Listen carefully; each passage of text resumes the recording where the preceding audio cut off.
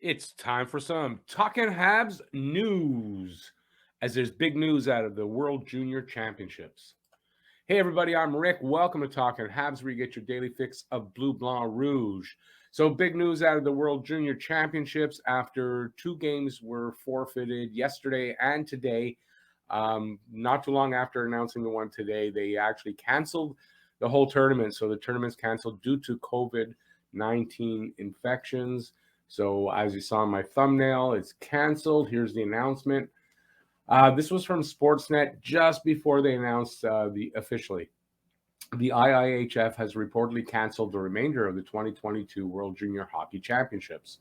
It's due to COVID-19 infections. The two games that were canceled was the USA, I think, against the Swiss. They had two players out, I believe both goalies. And then today they announced the Russia-Slovakia game because of, I believe, one positive case for the Russians. They forfeited the game. That was how they do it. It was the agreement going into the tournament that they would forfeit games. Would have been a 1-0 win for the team that it was forfeited to. But it kind of doesn't matter at this point because it's canceled. So this is from Eye on the Prize. Things got off to an inauspicious start when a positive case led to the cancellation of several pre-tournament games, leaving only 8 of the teams able to get any game action in before things kicked off on Boxing Day.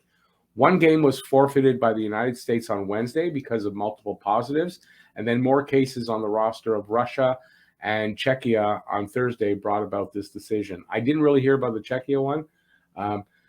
I'd imagine that's why more teams, and then they were going to have to cancel games, and yeah, it just made sense they canceled the tournament. Official announcements regarding the cancellation will be made soon, and they were made. To me, first of all, last year I believe they were in a bit of a bubble situation. They weren't this time. As a matter of fact, one of the hotels, or the hotel where the Americans were staying, they had a wedding reception there that night or something. So, there was no way they were going to not have COVID cases. So I don't know what the IIHF was thinking, that there was going to be no COVID cases or what, because they canceled it with relatively few, in my opinion, anyway, considering everywhere else and all the other sports leagues. So, why didn't they cancel the tournament when they canceled all their other tournaments in January? I don't know why they didn't cancel this one if they were going to, cancel that quickly once it was started. So it's over for this year. It's a shame for Kaden, who's captain. Won't get another opportunity, I don't believe. Connor Bedard, who was having a wonderful start, 4 goals last night. And the team looked like they were on the road definitely to a gold medal championship, although last night they were against Austria, so it was a lopsided score. Not a great team they were against, but they were looking good. So very disappointing that in the end it doesn't turn out, but with COVID-19, who's surprised, really? Subscribe and ring that notifications bell, and hey, give a thumbs up. So, Habs news. COVID's hit the Canadians as well. Paul Byron and Kaden Primo have been placed in the COVID-19 protocol, the NHL's protocol list. Paul Byron just about to return, recovering from the hip surgery, and said he'd be back at some point in December, and he's just about to come back, and now he has COVID and he's out for 5 or 10 days, because there's news on the timeline that they might have to stay out. Kaden Primo due to start tomorrow night against Calgary. He's out. That leaves Montreal with 2 goalies in their system that are signed to NHL contracts, and that's Sam Montembeault, played last night, and Michael McNiven, who undoubtedly will be the backup. I believe the Rocket might be off until early January, so it maybe doesn't create a huge problem. But if Montembeault or McNiven get COVID and they get put on the list, then they have one goalie. Where do they go for another goalie? They have nobody signed. They'll have to make an emergency signing or however they work that out. But it's hanging by a thread there. So we'll see what happens, and if they cancel or, they might cancel more of the Habs games if one of the goalies goes down. Now, on that, what I just said, so this is being reported by Elliot Friedman. I don't have anything to put up there. So he says, per new CDC guidelines. NHL, NHLPA have agreed to possibility of vaccinated individuals leaving isolation 5 days after a positive test instead of 10, if they have no symptoms or symptoms are resolving. So that means they might not be fully better, but they're almost better. They're getting better. And then they use the key phrase, providing such exit is permitted by your local health authority. So kind of like passing the buck off to the government, but saying, hey, we'd like them. I mean, it would help them not have to postpone maybe so many games if players can come back after 5 days instead of 10. I don't know, but I will say this because it sounds a bit mercenary, but having a recent scare here in with my son, who looks like everything's fine. I was reading up on all these things, and it looks like locally here in Quebec, they're pretty much saying the same thing, that unless you're really sick, like even if you have a positive test on one of the quick ones that are at home, stay home for 5 days. If you're feeling better, you can start going out with a mask and stuff. So it's pretty much the same thing. So, I mean, I don't know. We'll see what happens with that. So maybe some of these players will come back a lot quicker. They might not have to postpone any more games or cancel any more games. So we're going to have to find out how they handle that. Tomorrow's game is Carolina. I've got two things on that. First thing is I'll go with Matt will be doing the game tomorrow. I have a dentist appointment at 7 o'clock, so I can't do the game. But Matt will be I'm putting everything up there. Matt can do the game by himself. So hopefully you guys will check Matt out. Don't be too hard on him.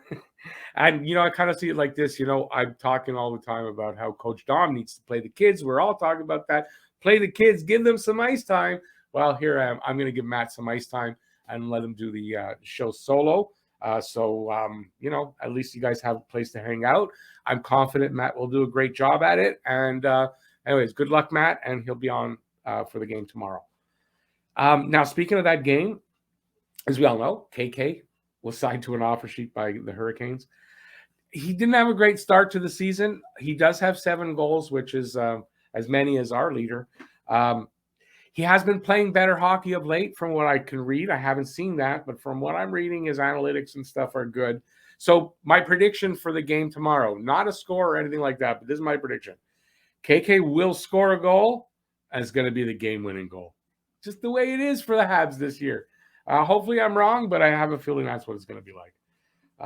So there won't be any pregame show tomorrow, so we won't be there won't be any guess the score contest. So I apologize for that.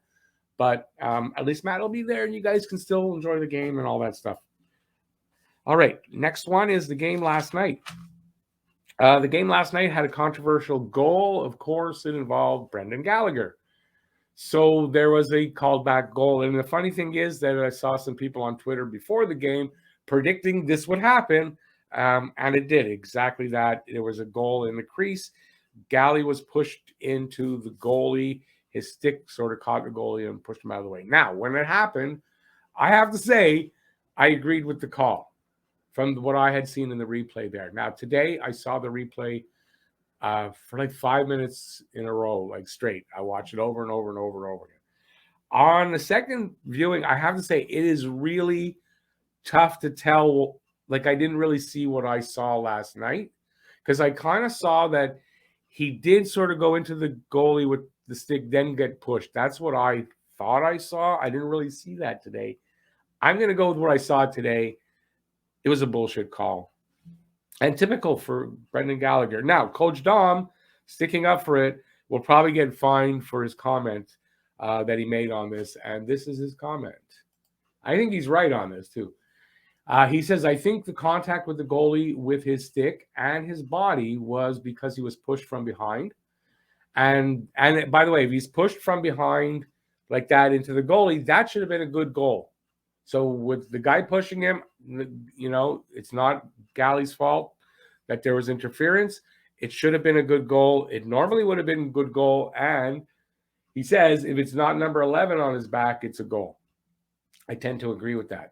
And to prove this as a fact, Gary Bettman, or I like to call him now Gary Evilman, released this statement. Whether this is true or it's a joke, I don't know, but I'm going with it.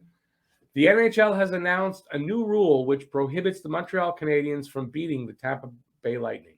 As a result, officials will no longer be impartial during these games and instead will hand Tampa the win whenever possible. The NHL has also amended the goaltender interference rule, which now states if an attacking player is pushed into the goaltender by a defending player, that is not goaltender interference, unless the attacking player is Brendan Gallagher, in which case he can go F himself. Sounds like something Gary Evilman would say. I'll go with that. And, quite frankly, like I said, on the second viewing of it, it's the second or third time this year that that's happened. Shouldn't have been called back. And I know at least twice. The first one was against Carolina early in the season. It would have changed the tone and probably the outcome of the game if that goal wasn't called back. And I think the same thing here. What are you going to do? They definitely have something against Brendan Gallagher and goalie interference. Special, what I wrote here, it's a special stick rule that's only used on Galley. I haven't seen anybody else really have that. I could be wrong on that. I don't watch every game, obviously. But anyway. So last item I've got here is a former Hab. That's Devonte Smith-Pelly. Signed a professional tryout, a PTO with the Laval Rocket.